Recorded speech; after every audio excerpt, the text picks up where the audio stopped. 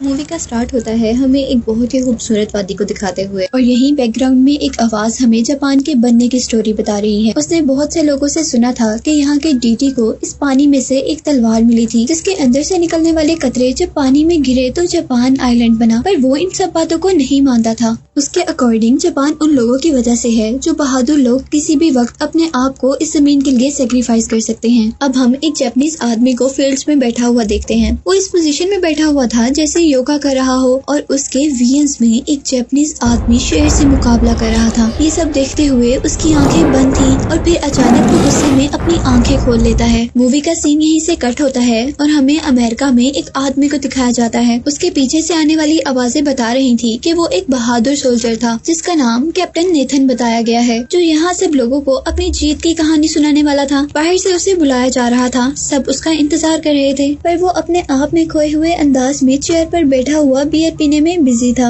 अब नेथन के बारे में बताने वाला आदमी उसके पास आता है और उससे कहता है कि मैं तुम्हारी इन आदतों से तंग आ चुका हूँ और कल से तुम काम पे मत आना और ये तुम्हारी आखिरी परफॉर्मेंस होगी। जिससे हमें पता चल रहा था कि नेथन अब एज अ परफॉर्मर काम कर रहा है और वो लोगों को एंटरटेन करने के लिए अपनी ही स्टोरी सुनाता है। जबकि काम से निकाल दिए जाने के बाद आज उसकी लास्ट परफॉर्मेंस है और अब वो स्टेज पर जाकर कहानी सुनाना शुरू करता है। वो बताता है कि मेरे हाथ में जो गन है इसने बहुत से मुल्कों को जीतने में हमारी मदद की है और साथ ही वो अपने साथ मरने वाले सोल्जर्स की भी स्टोरी सुनाता है। और फिर अचानक वो ये बताना शुरू कर देता है कि उसकी गन कैसे काम करती है। सब लोग एकदम से शॉक हो गए थे क्योंकि नेथन अब अपनी गन लोड कर रहा था और गन लोड करने के बाद वो इधर उधर अपनी गन को चला भी देता है, ये सोचे बगैर कि वो यहाँ पर किसी भी आदमी को लग सकती है। लकीली किसी को भी कुछ नहीं होता और नेथन क्राउड में अपनी गन फेंकता हुआ वहाँ से बाहर चला जाता है। नेथन की बैकग्राउंड स्टोरी ये थी कि वो एक अमेरिकन सोल्जर था जो कि इंडिया में ब्रिटिश गवर्नमेंट के साथ था और उसने अपने कैप्टन के कहने पर कुछ बेकसूर इंडियंस को मार दिया था, जिसका रिग्रेट उसे आज भी था। इसीलिए उसने अपनी आर्मी से जॉब भी छोड़ दी थी और अब वो एज ए परफॉर्मर काम कर रहा था, लेकिन आज उसे यहाँ से भी निकाल दिया गया था। अब यहाँ वो जैसे ही उस बिल्डिंग से बाहर निकलता है तो उसे एक बूढ़ा आदमी मिलता है जो उसे देखते ही क्लैप करना शुरू कर देता है। नेथन शायद उस ओल्ड मैन को पहचान गया था और वो उसे देखकर सोचता है कि क्या ये आज तक जिंदा है। वो ओल्ड मैन बहुत ही फ्रैंक वे में नेथन के गले में हाथ डालता है और उसे साथ लेकर चलते हुए एक जॉब ऑफर करता है। अब नेथन उससे जॉब के बारे में पूछ रहा था कि वो जॉब है कैसी, लेकिन वो ओल्ड मैन सिर्फ इतना ही कहता है कि ये जॉब खास तुम्हारे लिए ही बनाई गई है। और अब वो ओल्ड मैन उसे लेकर एक रेस्टोरेंट में आता है। रेस्टोरेंट में उसे अपने पुराने कैप्टन के साथ साथ जो कि अब कर्नल था, एक जापानीज कर्नल को भी दिखाया जाता है और उसे यहाँ पर इसलिए बुलाया गया था कि जापानीज कर्नल चाहता था कि नेथन उनके सोल्जर्स को ट्रेनिंग दे, जिस काम के लिए उसे बहुत से पैसों की ऑफर की गई थी। नेथन एक मिनट के लिए वहाँ से उठकर चला जाता है और अब अमेरिकन कर्नल उसके पीछे आकर पूछते हैं कि बुराई क्या है, कितनी अच्छी तो जॉब है। और वो कहता है कि मैं $500 के लिए किसी बेकसूर को नहीं मार सकता, लेकिन हाँ शायद मैं तुम्हें मारने के लिए एक पैसा भी ना लूं। और यही कहते साथ वो जॉब भी एक्सेप्ट कर लेता है। जिसके बाद हम नेथन को अब जापान के सी पोर्ट पर देखते हैं जहाँ उसे एक ब्रिटिश ट्रांसलेटर मिलता है। वो उसे बता रहा था कि जापान के प्रेसिडेंट ने जापान की प्रोग्रेस के लिए दूसरे मुल्कों से जापान में बहुत से आर्किटेक्ट्स, इंजीनियर्स, डॉक्टर्स बुलाए हैं और अब वो जापान के लिए एक अच्छी आर्मी बनाना चाहते हैं और उस आर्मी के सोल्जर्स को ट्रेनिंग देने के लिए उन्होंने कई मुल्कों से वॉरियर्स बुलाए हैं, जैसे एक तुम हो। अब नेथन को जापानीज प्रेसिडेंट के पास लेकर जाया जाता है जो कि उसका इस जॉब को एक्सेप्ट करने के लिए बहुत ज्यादा थैंकफुल था। इसके बाद हम नेथन को उसकी जॉब परफॉर्म करते हुए देखते हैं जहाँ वो जापानीज सोल्जर्स को ट्रेनिंग दे रहा था। नेथन ने एक जापानीज सैमुराई कात्सुमोटो के बारे में बहुत सुना था क्योंकि वो अपनी खास ट्रिक्स और जंग में न्यू वेपन्स का यूज ना करने की वजह से काफी मशहूर था।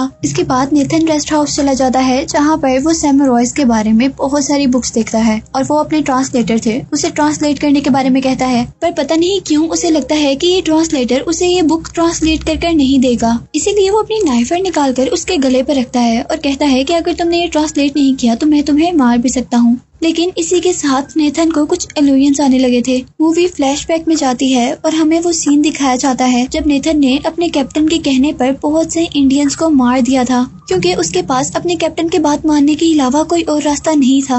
वो आज तक इस बात पर पछता रहा था कि उसने ऐसा क्यों किया। और अब मूवी के प्रेजेंट सीन में हम नेथन को दोबारा ट्रेनिंग पर देखते हैं। यहाँ वो अपने साथी से कह रहा था कि मैं इस बात पर खुश हूँ कि सभी सोल्जर्स बहुत ज्यादा मेहनत कर रहे हैं और प्रोग्रेस भी कर रहे हैं। वो कहता है कि मोस्टली सोल्जर्स को गन्स चलाने आ गई हैं और इसी के साथ अब वो एक सोल्जर के पास जाता है और उसे खुद गन पकड़ना सिखाता है। इसी सब के दौरान वहाँ पर जापानीज कर्नल आकर उसे बताते हैं कि जापानीज सैमुराई जापानीज गवर्नमेंट से बगावत कर रहा है। हम उसके एरिया में ना तो फ्रीली जा सकते हैं और ना ही फ्रीली मूव कर सकते हैं। कर्नल चाहते थे कि वो लोग सैमुराई से लड़ें और उस स्पेसिफिक एरिया को क्लियर करवा दें जहाँ पर उन्हें रेलवे ट्रैक बनाना था। पर नेथन का कहना था कि अभी तो हमारे सोल्जर्स बिल्कुल भी रेडी नहीं है। पर कर्नल जिद पर अड़ जाता है और कहता है कि सैमुराइज के पास एक भी राइफल नहीं है, उनके पास सिर्फ बोस एंड एरोज हैं जिनसे वो हमारा मुकाबला नहीं कर पाएंगे। और यहाँ नेथन कहता है कि हमारे सोल्जर्स तो डिफेंस और अटैक के लिए भी तैयार नहीं हैं। और अपनी बात को प्रूव करने के लिए अपनी जान को खतरे में डालकर वो एक सोल्जर से कहता है कि मुझे गोली मारो, नहीं तो मैं तुम्हें मार दूंगा।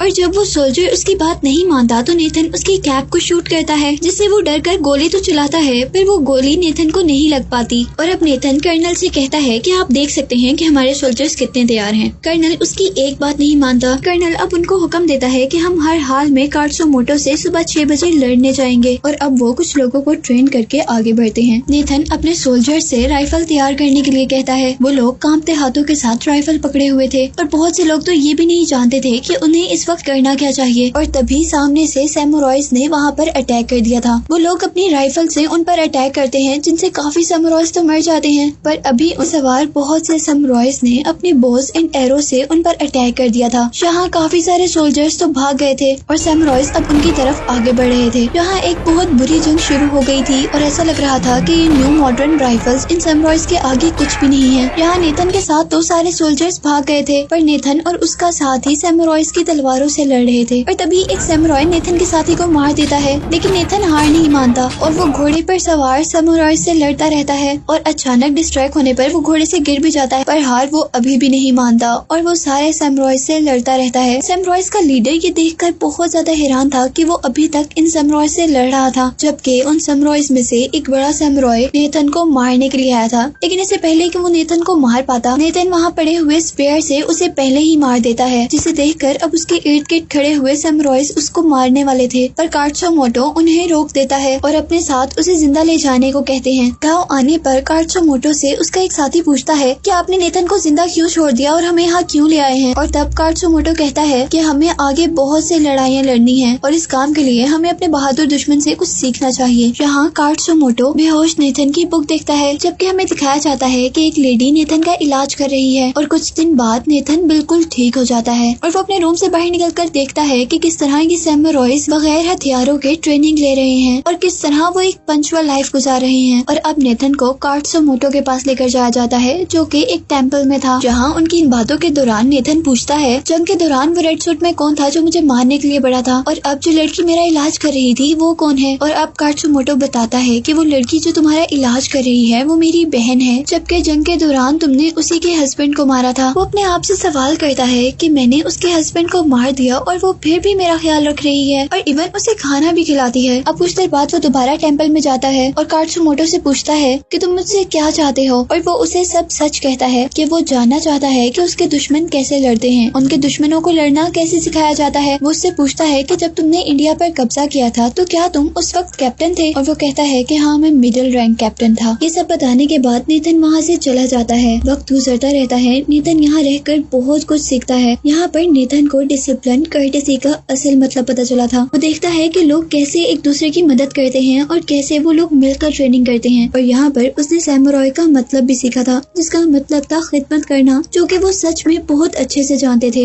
यहाँ पर नेथन एक बच्चे से कुछ जापानीज वर्ड भी सीखता है। रात में वो गाँव वालों के साथ एंजॉय कर रहा होता है कि तभी कुछ असैसिन्स उन पर अटैक कर देते हैं और अब नेथन गाँव वालों के साथ मिलकर उनसे लड़ता है। लेकिन तभी एक असैसिन नेथन को मारने वाला था और तभी उसे बचाने के लिए एक बच्चा वहाँ पर आता है, जिस बच्चे से नेथन की काफी दोस्ती थी और वो उसी लेडी का बेटा था जो लेडी उसका ख्याल रखा करती थी। वो बहुत ही बहादुरी का मुजाहिरा करते हुए अपने फादर की स्वॉर्ड पकड़ता है और नेथन को बचा लेता है। यहाँ पर नेथन भी एक चाकू पकड़कर अपने दुश्मन को मारता है और दूसरे हाथ से उस आदमी को मारता है जो कि बच्चे को मारने वाला था। और अब नेथन और काटसुमोटो दोनों मिलकर उन असैसिन से लड़ते हैं और उनको हरा देते हैं। अब नेथन का ख्याल था ये हमला जो हुआ है वो जरूर काटसुमोटो को मारने के लिए जापानीज कर्नल ने करवाया है। अब क्योंकि नेथन सैमुराइज की हेल्प कर रहा था, इसीलिए काटसुमोटो भी उसे अपना फ्रेंड मान लेता है। और जब कात्सुमोटो और नेथन बातें कर रहे होते हैं तो कात्सुमोटो उसे बताता है कि अगर जापान के प्रेसिडेंट चाहते हैं कि वो उसको मार दें तो वो आसानी से अपनी जान दे देगा और ये गांव भी छोड़ देगा। लेकिन तब नेथन कात्सुमोटो को बताता है कि असल में प्रेसिडेंट सैमुराइज के खिलाफ नहीं है, जबकि उनको ये सब करने पर जापानीज कर्नल ओकोमोरा फोर्स कर रहा है। और इसी के साथ कात्सुमोटो कहता है कि हम रिबल नहीं हैं। अगर प्रेसिडेंट हमें कहे कि हम लोग ये गांव छोड़ दें तो हम ये गांव छोड़ देंगे। इसके बाद हम देखते हैं कि सैमुराइज ने नेथन को छोड़ दिया था और अब वो इस ट्रेनिंग कैंप में था जहाँ पर वो लोगों को ट्रेन करने के लिए पहले लाया गया था। जबकि दूसरी तरफ हम कात्सुमोटो को प्रेसिडेंट से मिलते हुए देखते हैं। यहाँ कात्सुमोटो नोटिस करता है कि असल में प्रेसिडेंट बुरे नहीं है और जापान में जो मॉडर्न चीजें इंट्रोड्यूस करवाई जा रही हैं वो भी प्रेसिडेंट के कहने पर नहीं करवाई जा रही। और क्योंकि प्रेसिडेंट बहुत यंग है इसीलिए लोग उन्हें प्रेसिडेंट तभी मानते हैं जब वो लोगों की बात माने। और अब प्रेसिडेंट कात्सुमोटो से पूछते हैं कि मुझे लोगों को बचाने के लिए क्या करना चाहिए, जिस पर कात्सुमोटो का कहना था कि हमें यहाँ पर आजादी से रहने दिया जाए। इसके बाद हम नेथन को देखते हैं जो कि जापानीज कर्नल ओकोमोरा के पास था। ओकोमोरा उससे पूछता है कि सैमुराइज कैसे रहते हैं, उनको कैसे ट्रेनिंग दी जाती है, क्या तुम हमें उनके बारे में कुछ बता सकते हो। और नेथन उन्हें कुछ भी बताने से इनकार कर देता है ये कहकर कि मैं तो एक कैदी था। अब ओकोमोरा नेथन को एक और ऑफर करता है जिसमें अभी भी उसे जापान की आर्मी को लीड और ट्रेन करना था। इस काम के लिए अब उसे और भी ज्यादा पैसे ऑफर किए जा रहे थे,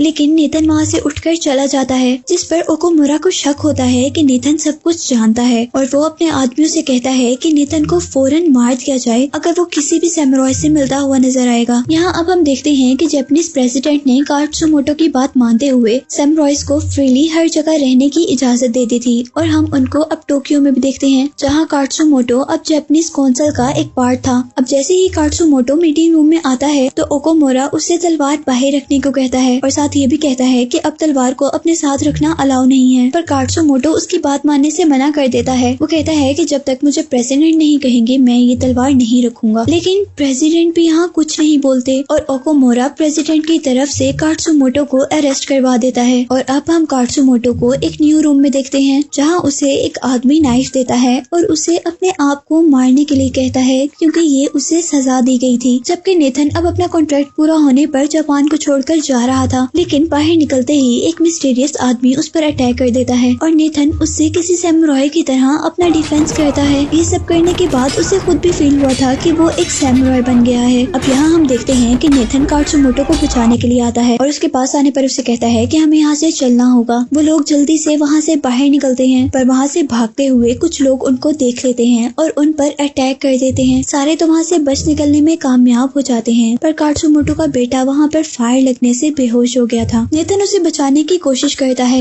लेकिन वो बहुत बुरी हालत में था और अपनी बेटी को इस हालत में देखते ही कात्सुमोटो की आंखों में आंसू आ गए थे। जहाँ कात्सुमोटो का बेटा उसे मरते हुए कहता है कि आपको जाना चाहिए और आप जिस काम के लिए बने हैं आपको अपना मकसद पूरा करना है। और अब कात्सुमोटो अपने बेटे को वहीं पर छोड़कर चला जाता है। सारे सैमुराइज वापस अपने गाँव आ गए थे और नेथन के साथ साथ वो सब लोग जानते थे कि अब यहाँ पर एक बहुत बुरी जंग होने वाली है और सारे विलेजर्स अब मिलकर उस जंग के लिए तैयारी शुरू कर देते हैं। कात्सुमोटो इस वॉर को लेकर बहुत ज्यादा परेशान था और यहाँ नेथन कात्सुमोटो को पर्शियन वॉर के बारे में बताता है जहाँ सिर्फ 300 सोल्जर्स ने बहुत ही बहादुरी से अपने इलाके और अकल का इस्तेमाल करते हुए हजारों एनिमीज को हराया था और अब उन्हें भी यही करना था। नेथन कात्सुमोटो से कहता है कि हमें अपने दुश्मनों को इतना करीब लेकर आना होगा कि हम उन लोगों से आसानी से अपनी तलवारों से लड़ सकें और उनकी गन्स का मुकाबला आसानी से कर सकें। और वो लेडी जिसका नाम टाका है जो नेथन का बहुत अच्छे से ख्याल रखा करती थी, वो नेथन से कहती है कि ये मेरे लिए ऑनर की बात होगी कि तुम जंग में वो ड्रेस पहनो जो मेरे हस्बैंड का था। और इसके बाद हम लोग उन्हें बैटलफील्ड के अंदर लड़ाई के लिए तैयार देखते हैं जहाँ पर वो बहुत थोड़े से थे जबकि उनके मुकाबले में हजारों सोल्जर्स थे। कि कैप्टन ये देखकर हैरान था कि नेथन सैमुराइज के साथ मिला हुआ है और नेथन उसके जवाब में सिर्फ इतना ही कहता है कि मुझे अच्छा लगेगा अगर हम जंग के दौरान मिले। अब जंग शुरू हो गई थी। यहाँ पर जापानीज आर्मी के पास बहुत से कैनन्स और गन्स थी जबकि सैमुराइज के पास ऐसा कुछ भी नहीं था। जापानीज आर्मी सैमुराइज पर अपने कैनन से अटैक करती है और सैमुराइज उससे बचने के लिए वहाँ से दूर भाग जाते हैं। असल में ये भी उनके प्लान का एक पार्ट था ताकि वो जापानीज सोल्जर्स को अपने करीब ले आए और उनके प्लान के अकॉर्डिंग जापानीज सोल्जर भी उन्हें मारने के लिए आगे बढ़ते हैं जहाँ वो देखते हैं कि सैमुराइज एक शील्ड के पीछे छुपे हुए थे। जापानीज सोल्जर उन पर अपनी गन से अटैक करते हैं और यहाँ अब नेथन सैमुराइज से कहता है कि हम तब अटैक करेंगे जब वो अपनी राइफल्स लोड करना शुरू करेंगे और वो लोग वैसा ही करते हैं। जैसे ही उनकी राइफल लोडिंग का टाइम आता है तो सैम रॉयस उन पर अटैक कर देते हैं और यहाँ अब हर तरफ खून ही खून हो गया था और सैम रॉयस बहुत अच्छे से लड़ रहे थे। यहाँ क्योंकि जापानीज आर्मी बहुत ज्यादा थी और सैम रॉयस बहुत थोड़े, इसीलिए जापानीज आर्मी के मुकाबले अब वो लोग सिर्फ कुछ ही रह गए थे। वो लोग अपने आखिरी दम तक लड़ने का डिसाइड करते हैं और अब जंग के आखिर में कात्सुमोटो बहुत बुरी तरह जख्मी हो गया था। वो ये जंग हारने वाला था। यहाँ कात्सुमोटो को हर्ट देकर जापानीज कैप्टन भी सबको फायरिंग रोकने का कहता है, जबकि कात्सुमोटो अपनी रस्म के अकॉर्डिंग नेथन के हाथ से अपनी ही स्वॉर्ड से अपने आप को मार देता है। ये सैम रॉयस का कस्टम था कि अगर कोई सैम रॉय जंग हारने वाला होता तो या तो वो खुद अपने आप को मार देता या सैम रॉय से ही अपने आप को मरवा लेता था। और यहाँ कात्सुमोटो ने अपने आप को नेथन से मरवाया था, जबकि मरते हुए उसकी आंखों में अपने गांव का स्प्रिंग का खूबसूरत मंजर था। सारे जापानीज सोल्जर भी कात्सुमोटो की डेथ पर रिस्पेक्ट में नीचे बैठ जाते हैं। अब यहाँ मूवी के लास्ट में हम देखते हैं कि अमेरिका जाने से पहले नेथन जापानीज प्रेसिडेंट के पास आता है और वो प्रेसिडेंट को कात्सुमोटो की स्वॉर्ड पेश करता है। लेकिन यहाँ ओकोमोरा प्रेसिडेंट को कहता है कि आप ये नहीं ले सकते क्योंकि नेथन एक दुश्मन है और आप दुश्मन के हाथ से कुछ भी नहीं ले सकते। जबकि नेथन प्रेसिडेंट को कात्सुमोटो की वो बात बताता है जब उसने कहा था कि अगर प्रेसिडेंट चाहेंगे तो वो अपनी जान भी दे सकता है। और अब प्रेसिडेंट को भी समझ आ गया था कि असल में ओकोमोरा वो इंसान है जो अपने बिजनेस को बढ़ाने के लिए उसे यूज कर रहा है। असल में जापान को मॉडर्न टेक्नोलॉजीज के साथ साथ अपने कस्टम्स की भी जरूरत थी और वो यहाँ पर कात्सुमोटो की स्वॉर्ड को एक्सेप्ट कर लेता है। और अब यहाँ पर वो अमेरिकन से किया गया वेपन्स का कॉन्ट्रैक्ट भी कैंसिल कर देता है और ओकोमोरा को वो अपनी बेवकूफियां बंद करने के लिए कहता है। और स्टोरी अब इस नरेशन के साथ एंड होती है कि नेथन के साथ क्या हुआ होगा। कुछ का कहना था कि वो अपनी जख्मों की वजह से मर गया होगा, जबकि कुछ के मुताबिक वो अमेरिका वापस चला गया होगा। लेकिन कुछ लोग ये नहीं जानते थे कि असल में वो सैम रॉयस के गांव चला गया था जहां पर वो हमेशा के लिए टाका से मिल गया था। और इसी के साथ ये एक्सप्लेनेशन यहीं पर एंड हो जाती है।